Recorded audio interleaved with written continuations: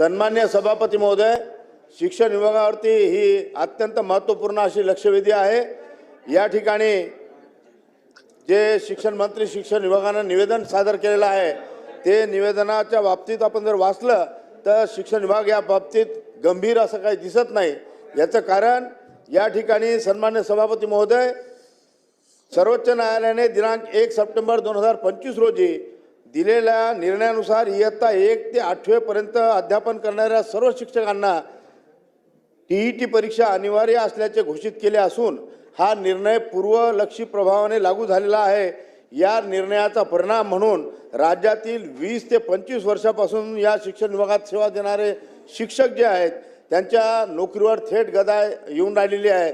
सन्मान्य सभापती महोदय, या ठिकाणी आरटीए कायदा असो, एनसीटीईचे नियम असो, तसेच शिक्षणांच्या सेवा सुरक्षेच्या संबंधित अनेक तांत्रिक बाबींमध्ये तातडीने सुधारणा करणे आवश्यक झालेले आहेत। विद्यमान शिक्षकांकडून यापूर्वी अनेक वर्ष कोणत्याही टीईटी अटीशिवाय सेवा दिली गेलेली असून आता अचानक कठोर निर्णय लावणे हे अत्यंत अन्यायकारक या शिक्षकांवर होणार आहे। सन्मान्य सभापती महोदय, विद्यमान शिक्षकांचे अनुभव, सेवा आणि समर्पण या गोष्टीची दखल घेऊन शासनाने त्वरित कारवाई करणे अत्यंत आवश्यक आहे। माझा शासनाला या लक्षवेधीच्या माध्यमातून प्रश्न आहे शिक्षण राज्यमंत्री साहेबांना की राज्यातील वर्ग 1 ते 8च्या सर्व शिक्षकांना टीईटी परीक्षा उत्तीर्ण होणे प्रश्नच आहे हा सर अनिवार्य आहे। या न्यायालयाच्या निर्णयासंबंधी आता शासनाची भूमिका काय असणार आहे? माझा दुसरा प्रश्न असा आहे की 20-25 वर्ष निरंतर सेवा या विद्यादानाच्या पवित्र क्षेत्रात काम करणाऱ्या आमच्या शिक्षकांचे भविष्य एका दिवसात अनिश्चित करणे योग्य आहे का? त्याचप्रमाणे ज्यांनी संपूर्ण आयुष्य शिक्षणासाठी दिलं, आज अचानक त्यांची सेवाच धोक्यात कशी येऊ शकते?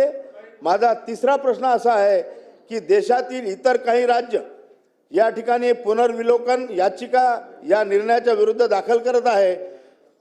ही बाब विधी व न्याय विभाग यांचे लक्षात आणून महाराष्ट्र शासन मान्य सर्वोच्च न्यायालयाला या निकालाबाबतीत पुनर्विचार करण्याची विनंती करणार का? तसेच आरटीई कलम 23 व एनसीटीई कलम 12A मध्ये बदल करण्यात केंद्र शासनास विनंती करणार का व त्यामध्ये बदल घडवून आणून या शिक्षकांना या ठिकाणी दिलासा देणार का? हा माझा प्रश्न आहे। धन्यवाद सर। मंत्री महोदय।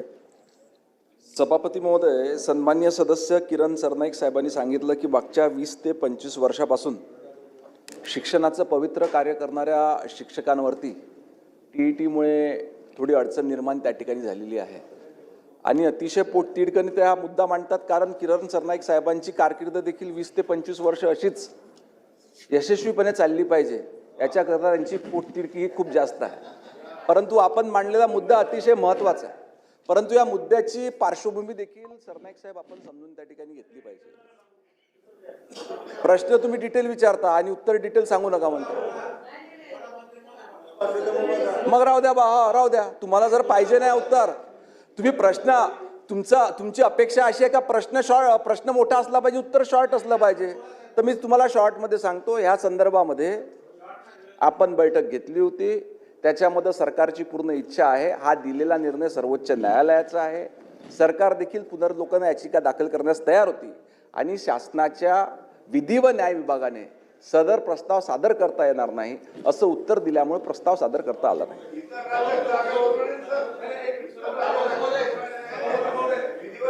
अभ्यंकरजी बोला, अभ्यंकरजी बोला।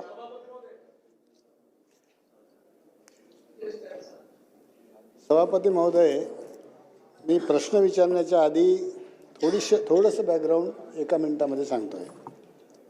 आरटी 2009च्या 23 सेक्शनमध्ये DED BED व्यतिरिक्त TET हे मिनिमम क्वालिफिकेशन दिलं गेलेलं आहे। मिनिमम क्वालिफिकेशन आरटी प्रमाणे 1/4/2010 पूर्वीच्या शिक्षकांना ही TET लागू नाही।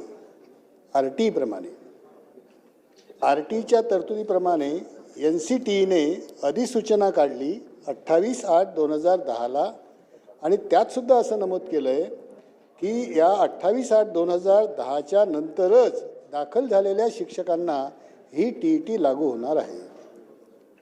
राज्य शासनाने फेब्रुवारी 2013ला शासन निर्णय काढला आणि शासनाने म्हटलं आहे की TET ही 13 फेब्रुवारी 2013च्या नंतर लागू होणार आहे. त्याच्या आधीच्या शिक्षकांना कुणालाही TET लागू होणार नाही. हे GRमध्ये, हे NCTEच्या नोटिफिकेशनमध्ये आणि हे RTमध्ये या प्रत्येक ठिकाणी हे आलेलं आहे. असे असतानाही सर्वोच्च न्यायालयाचा निर्णय जो आहे तो असा आहे, इन शॉर्ट, दर्जेदार शिक्षणाच्या हमीसाठी सर्वांना TET सगळ्याच्या वतीने सक्तीची अभ्यंकर बोलतायत. आणि त्यामुळे सर्वांकरता हे आलेलं आहे. या संदर्भात माझे 4 प्रश्न आहेत. नंबर 1, TETच्या पूर्वतयारीकरिता 6 महिन्याची भरपगारी रजा आपण देणार आहात काय? 2, वर्षातून TETच्या परीक्षा 3 वेळा घेणार आहात काय? दुसरा प्रश्न. तिसरा, TETच्या परीक्षेच्या काठिण्य पातळीत बदल करण्याचे आदेश परीक्षा परिषदेला आपण देणार आहात काय? सेवा संरक्षणार्थ राज्य शासन 2 वर्षानंतर TET उत्तीर्ण न होणाऱ्यास डीम TET घोषित करणार आहे काय? आणि शेवटचा प्रश्न माझा आहे, RT कलम 23मध्ये TET अतिरिक्त अर्हता किमान नव्हे असा बदल करण्यास राज्यातील सर्व लोकसभा सदस्यांना आपण विनंती करणार आहात काय? मंत्री महोदय बोला. आता हे ओढ्याचं पाणी समुद्राला मिळवायचे परत. सभापती महोदय, TET संदर्भात इयत्ता 1ली ते 8वीसाठी नियुक्ती प्राथमिक उच्च माध्यमिक शिक्षक यांना शिक्षक पात्रता परीक्षा म्हणजे TET अनिवार्य करण्याबद्दल सिव्हिल अपील 1385/2025 या प्रकरणात सर्वोच्च न्यायालयाने दिनांक 1/9/2025 रोजी पारित केला. त्यानुसार आपल्याला TET या ठिकाणी लागू करावी लागेल. आपण सर्वजण न्यायालयाच्या आदेशाच्या अधीन राहून त्या ठिकाणी काम करत असतो. आज या ठिकाणी बरेचसे मुद्दे सन्मान्य सदस्यांनी उपस्थित केली की ही TETचं प्रिपरेशन करण्याकरता 6 महिन्याची पगारी रजा आपण त्या ठिकाणी देणार का? नंतर दुसरा आपला एक विषय आहे की वर्षातून 3 वेळा ही परीक्षा घेता येणार का? वर्षातून 3 वेळा ही परीक्षा त्या ठिकाणी येणार आहे का? नंतर परीक्षा परिषदेला विनंती करणार की थोडी याची कठीणाई कमी करता येईल का? हे आपलं एक सजेशन आहे. आणि जे उत्तीर्ण होऊ शकणार नाही या कालावधीमध्ये त्यांना डीम TET म्हणून त्या ठिकाणी ट्रीट करण्यात येईल का? आपले हे सर्व मुद्दे अतिशय महत्त्वाचे आहेत आणि या संदर्भात शासन देखील गंभीर आहे. कारण आता काही शिक्षक मंडळींना अगदी 3 ते 4 वर्ष रिटायरमेंटला त्या ठिकाणी राहिलं आहे, काहींना 5 वर्ष त्या ठिकाणी राहिलं आहे. त्यांचं देखील कुठं नुकसान होऊ नये अशी भूमिका शासनाची देखील आहे. म्हणून आपल्या सर्व काही शिक्षकांची एक समिती गठीत करून याच्यात सरकार कसा मार्ग काढू शकतो याच्या संदर्भात एक समिती गठीत करतो. अभिजित वंजारी. सभापती महोदय, मंत्री महोदयांनी या ठिकाणी उत्तर दिलं, परंतु एक गोष्ट आपण लक्षात घेतली पाहिजे की खरं म्हणजे हे शैक्षणिक प्राधिकरण NCTला जेव्हा तयार झालं, आपण घोषित केलं, त्याच्यापूर्वीसुद्धा ते शिक्षक लागलेले आहेत. त्यांच्या मूळ नियुक्तीच्या वेळेस आपण असा कोणताही नियम महाराष्ट्र या राज्य शासनाचा नव्हता, शालेय शिक्षण विभागाचा नव्हता की त्यांना भविष्यामध्ये अशा पद्धतीचं नवीन धोरण आल्यानंतर त्यांना ती परीक्षा द्यावी लागेल आहे. याच्यामध्ये आपण हे सुद्धा नमूद केलेलं आहे आणि शासनाने कबूल केले आहे की माननीय सर्वोच्च न्यायालयाचा न्यायनिर्णय हा राष्ट्रीय शिक्षक परिषदेच्या 23/8/2010 रोजीच्या अधिसूचनेतील तरतुदीशी विसंगत आहे. म्हणून याच्यामध्ये एक तोडगा निघू शकतो. माझी मंत्री महोदयांना विनंती आहे की आपल्या सर्व शिक्षकांवर अशा पद्धतीची टांगती तलवार राहण्यापेक्षा आपण त्याच्यामध्ये असा तोडगा काढावा की 2013मध्ये, 2015मध्ये आणि 2017मध्ये 2 वेळा आपण अशा पद्धतीच्या TET परीक्षेच्या संदर्भामध्ये त्याला आपण एक्सटेन्शन दिलं होतं, मुदत दिली होती 2019पर्यंत. आता सध्या सुप्रीम कोर्टामध्ये आम्ही सुद्धा गेलेले आहोत. आम्ही संघटनेच्या वतीनं रिव्ह्यू पिटिशन दाखल केलेली आहे. 9 लोकांनी रिव्ह्यू पिटिशन दाखल केलेली आहे आपल्या राज्यामध्ये आणि त्याच्यासोबत उत्तर प्रदेशमध्ये आणि बाकीच्याही राज्यांमध्ये अनेक संघटना रिव्ह्यू पिटिशनमध्ये गेलेल्या आहे. रिव्ह्यू पिटिशन या संदर्भामध्ये सुप्रीम कोर्टामध्ये त्याची जी गाईडलाईन आहे किंवा कार्यपद्धती आहे त्याच्यामध्ये ओपन चेंबरमध्ये नॉर्मली होत नाही. खूप नॅशनल इम्पॉर्टन्सचा जर विषय असेल तर मग ओपन चेंबरमध्ये घेतात, अदरवाईज ते क्लोज चेंबरमध्ये रिव्ह्यू पिटिशन ऐकतात. पण ती रिव्ह्यू पिटिशन केव्हा मेन्शन होईल केव्हा होईल हे आपल्या कोणाला सांगता येत नाही.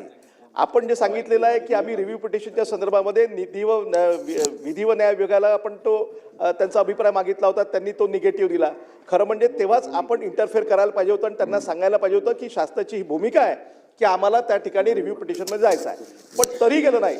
तर हे प्रलंबित असेपर्यंत आमची एकच विनंती आहे की आपण या सध्याच्या या निर्णयाला आपण समजा एक्सटेन्शन दिलं काही काळापर्यंत तर त्याच्यामध्ये सर्वांना ब्रीदिंग पिरियड मिळेल आणि रिव्ह्यू पिटिशन तोपर्यंत जर झाली आणि माननीय सुप्रीम कोर्टाने जर ऐकलं तर ही जी काही आपली टांगती तलवार आहे शिक्षकांच्या डोक्यावरची ही त्याच्यामध्ये दूर होऊन जाईल. आणि म्हणून तशा पद्धतीचा सकारात्मक निर्णय आपण घ्यावा अशी आपल्या सर्वांना विनंती आहे. मला वाटतं हा प्रश्न आता बऱ्याच जणांनी विचारला आहे. मंत्री महोदयांनी अतिशय स्पष्टपणे काही गोष्टी सांगितलेल्या आहेत.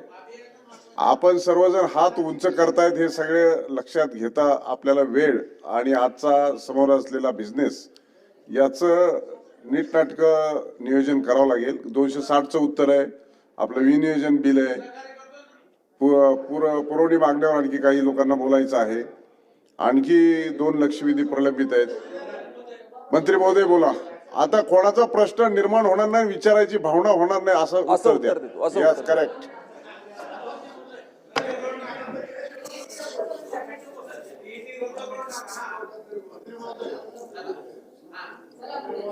सभागृहाचे सदस्य अभिजितजी वंजारी आमचे मित्र यांनी एक सांगितलं की हा निर्णय थोडा पुढे ढकलून द्या. मी सभागृहाला पुन्हा एकदा सांगतो की हा निर्णय सरकारनं घेतलेला निर्णय नाही, हा सर्वोच्च न्यायालयाने दिलेला आदेश आहे. या संदर्भात काही जणांची त्या ठिकाणी निश्चितपणे काही शिक्षकांची आपली अडचण होते आहे. विषय अतिशय गंभीर आहे, सरकार देखील संवेदनशील आहे.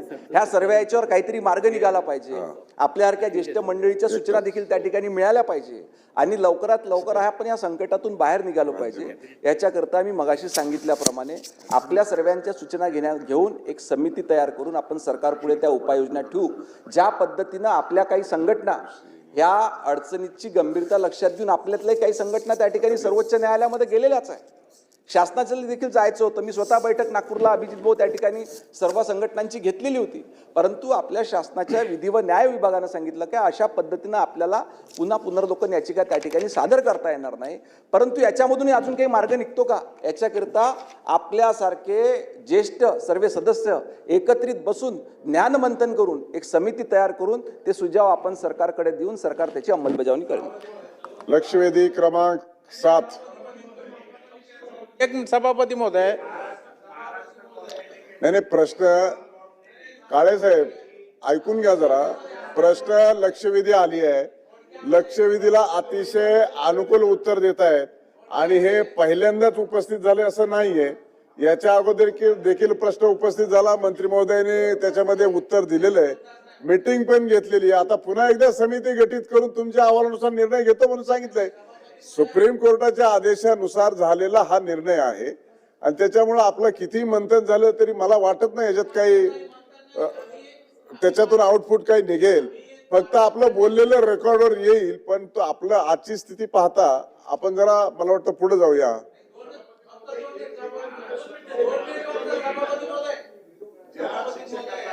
आपण असं करणार मंत्री महोदय,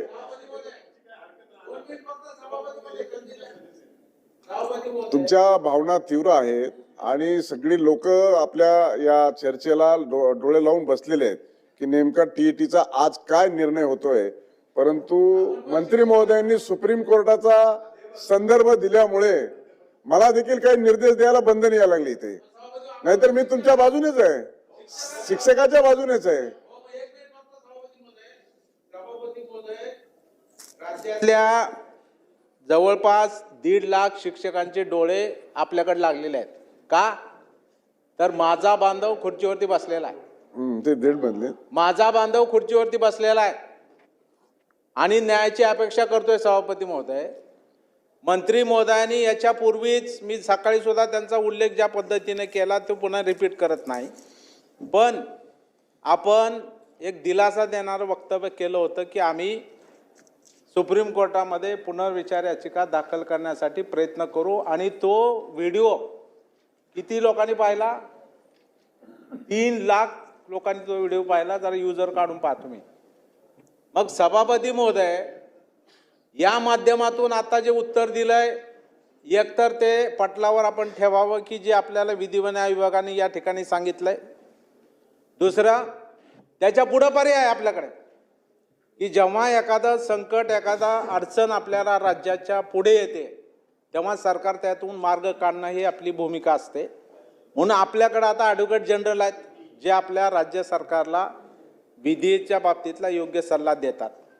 तर माझी आपल्याला विनंती आहे की आपण ॲडव्होकेट जनरलकडे जाऊन, ज्याला मराठीमध्ये महाधिकता असं म्हणतात, त्यांच्याकडे जाऊन महाधिकता लिहून घ्यायचा शब्द ते लिहून बरं, घ्या. जे काय म्हणत असतील ते पुढे बोला. हा, जे काय म्हणत असतील ते म्हणत असतील. महाधिवक्ता म्हणतात. त्या महाधिवक्त्याकडे जाऊन मंत्री महोदय आपण पुढाकार घ्यावा. त्याच्यामध्ये आम्ही सर्व शिक्षक आणि पदवीधर आमदार आपल्या सोबत आहोत. आपण हिरो व्हाल, आपण पुढाकार घ्या आणि याच्यामध्ये आपल्याला याच्यामध्ये न्याय पाहिजे. आम्हाला टीईटीला विरोध केलाय का? आम्ही नाही केलेला. RT नुसार टीईटी 13 पासून राज्यामध्ये लागू झाली. आमच्या शिक्षकांनी विरोध केला नाही. टीईटी नुसारच आता शिक्षक भरती होते. कोणाचा विरोध आहे का? कोणाचाही विरोध नाही. पण जेव्हा लागूच नव्हती, कायद्यानं सुद्धा लागू नव्हती, भरती होत असताना ती पात्रताच नव्हती, ती आज लादणं न्यायिक नाही. ठीक आहे, मान्य आहे, सुप्रीम कोर्टाने निर्णय दिला, त्याचा आम्ही काही शेवटी सर्वोच्च न्यायालय, पण त्याच्यामधून मार्ग काढणं पालक म्हणून आपलं कर्तव्य आहे. त्यामुळं आपण ॲडव्होकेट जनरलकडे जाऊन ही आपला सल्ला घ्यावा आणि सुप्रीम कोर्टामध्ये जावं, ही आमची विनंती. आपण त्या ठिकाणी मान्य करण्याच्या बाबतीमध्ये उचित कारवाई करणार का, हा माझा प्रश्न आहे. आणि दुसरं, सभापती महोदय, या ठिकाणी निश्चितपणाने आपण जे सांगितले की आता ज्यांचे 5 वर्ष राहिले त्यांना अडचणच नाही, त्यांना आपण सूट दिलेली आहे. आपण जे म्हणालात ना, ज्याची 5 वर्ष सेवा राहिली त्यांना सूट दिली, पण त्यांचा जो न्यायिक हक्क आहे, वरिष्ठ वेतन श्रेणी मिळणं, निवड श्रेणी मिळणं, किंवा एखाद्याला मुख्याध्यापक व्हायचं असेल तर त्याच्यामुळे तर अडचण नसावी ना. ही काही सुप्रीम कोर्टाने म्हणलेलं नाही, हे आपण म्हटलेलं आहे. त्यामुळे या बाबतीत पुनर्विचार करणार का, हा माझा दुसरा प्रश्न आहे. सन्माननीय विक्रम काळे साहेबांनी आता जी सूचना केली की सदर प्रकरण हे राज्याचे ॲडव्होकेट जनरल म्हणजे महाअधिवक्ता, मी बरोबर बोललो का? महाअधिवक्ता यांच्याकडे विचारणा केली जाईल. ते जे काही निर्देश देतील, सूचना देतील किंवा सल्ला देतील, त्या अनुषंगानं पुढची कारवाई सरकारच्या मार्फत त्या ठिकाणी करण्यात येईल. नंतर सर्वोच्च न्यायालयाला ज्या सूचना दिल्या त्याच अनुषंगानं तेवढंच कार्यपद्धती ही शासनाच्या वतीनं अवलंबवण्यात येईल. पण याच्यामध्ये जर का जे ऑलरेडी 5 वर्षापेक्षा कमी कालावधी उरलेला आहे त्यांचं डिडक्शन म्हणा किंवा प्लेसमेंट म्हटला किंवा प्रमोशन जर का थांबत नसेल तर ते थांबविण्यात येणार नाही.